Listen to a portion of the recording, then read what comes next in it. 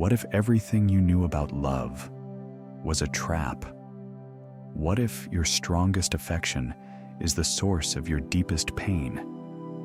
This is not the love they sing about in the songs. It's something radical, liberating. Most of the world runs after love like the sun, fearing that it will set forever. But the wise know, true love does not run. It shines from the inside, even on the darkest night. Where is this unquenchable light hidden? Today I will reveal to you 3 unexpected keys to love that does not hurt, but heals. Love that does not require, but gives freedom. The love that Buddha himself spoke about. Are you ready to turn your ideas upside down? Thousands of candles can be lit from a single candle, and its life will not be shorter. Happiness doesn't get less when you share it. That's what Buddha said. But what is this happiness that can be given endlessly? What kind of love is this that doesn't decrease? Forget everything you thought. Imagine an ancient potter. He cherished clay for months, carving out a perfect vessel, a symbol of his love for his daughter. Every line is tenderness, every bend is care. On the wedding day, he gave her this masterpiece, but on the way home, the vessel slipped out and broke into pieces. The daughter was sobbing, her heart broke along with the vessel. Father looked at the fragments and smiled softly. "My child," he said, "was your happiness enclosed in this clay? Did my love for you live only in this vessel? It was beautiful, but it was only a temporary form. My love is here, whole and unharmed, here in my heart, for you. Take it, it won't break." This parable is a mirror of our life. How many times have we, as a daughter, clung to vessels? For expectations, what should a partner look like? For dreams of happily ever after? For the need to feel loved in a certain way? We invest all our love, all our happiness in fragile forms, in relationships, in people, in ideals. And when they inevitably change or leave, our heart breaks with them. This is attachment, the root of suffering that Buddha taught about. But the father in the parable, he knew a deep truth. Anitya is inconstancy. Everything that has a form is born and dies. People, feelings, situations, everything flows, everything changes like a river. Clinging to something inconstant as a source of constant happiness is like trying to hold water in a sieve. True love, the one Buddha spoke about, does not live in a vessel. She lives in the very action of love, in the openness of the heart, in the readiness to give without conditions and clinging. It's love action, not love possession. In the morning, looking at a loved one or introducing him, say to yourself, "This precious image, these familiar features, they are not eternal. This moment together is unique and fleeting, like morning dew. I'm grateful for him right now." Not with fear, but with a gentle awareness of the fragility and value of this moment. It doesn't kill love, it cleanses it of passerity. So what do you choose today? To love like a daughter, desperately clinging to the fragile vessel of your expectations, condemning yourself to future suffering? Or learn to love like a potter, seeing the inconstancy of forms, but radiating an unquenchable light of love from the heart, which does not depend on whether the whole vessel is or broken to pieces? Where does your love live? In the uncontrollable external world, or in your own unquenchable heart? So, the first key, love is not possession, but freedom. Like clay in the hands of a potter, love takes shape, but its true essence is in the space between the hands, in the intention, in the gift. But what then feeds this unquenchable flame in the potter's heart? What kind of power allows you to love without clinging? The second key is hidden in the silence of our mind. Buddha taught, "We are what we think about. Everything we are arises with our thoughts. We create the world with our thoughts." Dhammapada. Your thoughts about love. What are they sowing? Fear of losing, the requirement to be loved in a certain way, or gratitude for the very fact of the existence of another? Introduce the gardener. One plants the seeds of anxiety. What if he falls out of love with me? What if she meets someone else? Another one waters the seeds of anger. Why doesn't he do what I want? She must understand me. And the third gently sows the seeds of kindness. Metta. Let you be happy. May you be free from suffering. May my actions bring you peace. Which garden will bloom in each case? Thorns of fear and anger, or flowers of trust and peace? Karma of love is not fate, but the law of cause and effect. What seeds of thoughts and actions we sow, such fruits we reap in relationships. Catch yourself on an anxious or angry thought about a loved one. For example, he forgot again. Stop. Take one deep breath and exhale. Now consciously reformulate the thought based on metta. 1. Confession.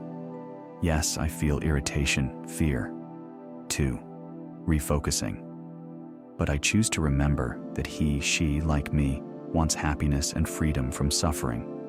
3. Intention. Let my next words, actions bring us both more peace. This is not hypocrisy. This is a training of the mind, your most powerful tool in love. Who is the master in the garden of your mind? Fears and anger that poison the roots of your love? Or are you yourself, consciously choosing the seeds of kindness and understanding? Remember, the mind precedes all things. The mind is the main one. Everyone is created by the mind. Your love will be as your mind is. Are you ready to take responsibility for your inner garden? The third key is the most unexpected. True love begins not with another person. It starts here, from you. Buddha instructed, you can look all over the world for someone who is more worthy of your love than you yourself, and not find him anywhere. How often do we look for something in another that we can't give ourselves? Acceptance, forgiveness, a sense of value. We project the role of a savior on our partner and then get angry when he fails. Imagine two vessels. One is yours, inside cracks, emptiness, doubts. Another vessel is your loved one. You are desperately trying to get out of it what you lack: confidence, joy, a sense of fullness. But no matter how much you scoop it, your own vessel remains empty and cracked. True love is possible only between two whole vessels. Self-love, Maitri, is not selfishness. This is the foundation. This is the sealing of cracks of self-acceptance, filling the vessel with self-kindness. In the morning, before turning to the world and loved ones, take 5 minutes only to yourself. Sit quietly. Put your hand on your heart. Tell yourself 3 simple but deep phrases. You can whisper. 1. At this moment, I give myself a presence. Aware your breath, your body here and now. 2. I accept myself as I am this morning, with all my imperfections and light. 3. Let me be safe. May I be healthy. Let me live with the lightness of my heart. It's not magic. This is a reminder. You are worthy of your own love and care, right now. Who fills your vessel? Do you want someone else to fill up your cracks and fill the void? Or do you take the golden sieve of self-acceptance and the healing water of self-kindness into your hands Remember, only from an overflowing vessel you can really generously drink another. Your love for the world begins with self-love. Are you ready to become your first and most loyal friend? So we discovered 3 keys to love according to Buddha: freedom from clinging, anicca, awareness of mind and karma of thoughts, karma, and self-love as a basis, maitri.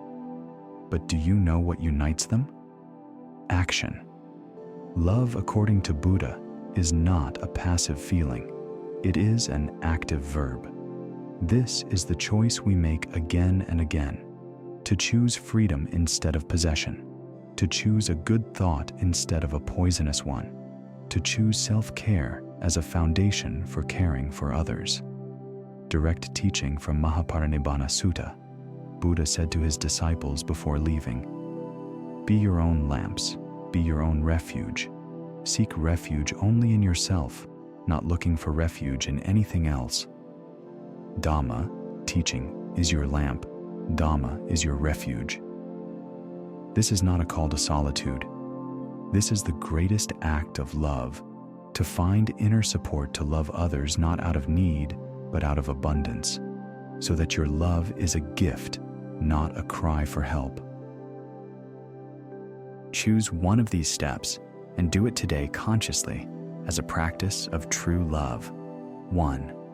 The gift of freedom. Say, do something that frees your loved one from your expectations. For example, "I'm glad you spent time with your friends even if we're not together." 2. Seed of kindness. Catch a negative thought about someone and consciously replace it with a wish for good. Metta. 3. Filling the vessel. Do something only for your peace and joy. 5 minutes of silence. Favorite tea. Walk. 4. Gratitude to the moment. Consciously mark one beautiful or just real detail in your loved one right now: his laughter, her thoughtfulness, the warmth of the hand. 5. Silence as a gift. Instead of reacting to your partner's irritation, pause, inhale, and answer calmly, or be silent if it's more appropriate. What step will you choose today to turn love from expectation into live action? And here's the main question that will turn everything around. What if true love is not a feeling that happens to you at all, but an art that you consciously learn? The art of seeing inconstancy and not clinging. The art of mastering the mind and sowing good. The art of filling yourself to give to others. Are you ready to become an artist of your love? Move from passive expectation of ideal relationships to active creation of a genuine connection here and now? So, dear seekers of truth, we have gone from illusion to liberation. You learned that true love is not clinging to the form, anya, but the freedom to give, not the chaos of thoughts, karma, but a conscious garden of kindness in the mind. Not the search for salvation outside, but the filling of one's own vessel, maitri. It's love action, love art. Choose one of the 5 steps of love like the verb and apply it for 7 days in a row. Only 7 days of conscious choice. Write down in the comments, "I choose a step number because my love deserves to be art, not suffering." Your experience is a treasure for our community.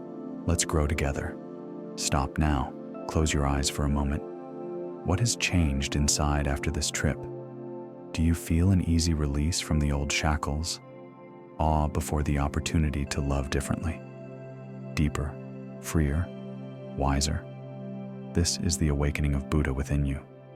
Don't turn off this light. Your journey to true love doesn't start tomorrow. Not when you meet that person. It starts right now. From this breath, from this thought, from this choice is not to react with old fear, but to respond with new kindness. From now on, thanks to myself, each little action is a brush in your hand, drawing a new world of love. Start now. The path arises when we walk along it. As the great Tibetan wisdom reminds us, don't cling, and everything will be yours. Don't wait, and everything will come. Open up, and you'll find what you've been looking for. Let your love be like this: open, free, generous, unquenchable. If this video touched the strings of your soul, if you felt ancient wisdom come to life in life, click subscribe. Because here, on this channel, every week we turn Buddhist depth into a practical light for your life. Most of them watch without a subscription, but it is subscribers who create our common circle of seekers, where every comment, your experience, your presence is priceless. Join the circle of wisdom. Let's move on together. Remember, true love is not what you receive. This is what you boom. Choose to become a light. Thank you for your trust. See you next time on the way.